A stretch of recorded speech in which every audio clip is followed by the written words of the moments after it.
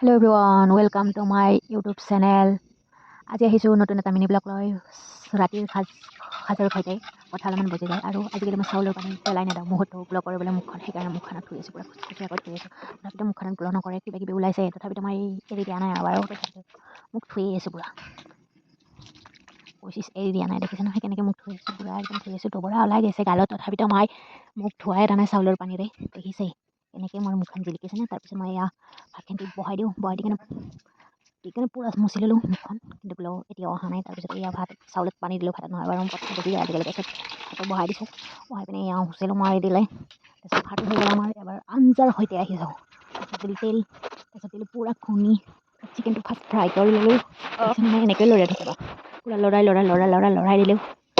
দেখিছে নহয় লৈ পিনে এতিয়া পিঁয়াজ দিলোঁ ফ্ৰাই কৰি লোৱাৰ পিছত পিঁয়াজ দিছোঁ তাৰপিছত মাই মছলা দি কেনে পুৰা একদম খুন্দি লাৰি আছে কণ বিলাহী দিছোঁ কাঁচৰ আছে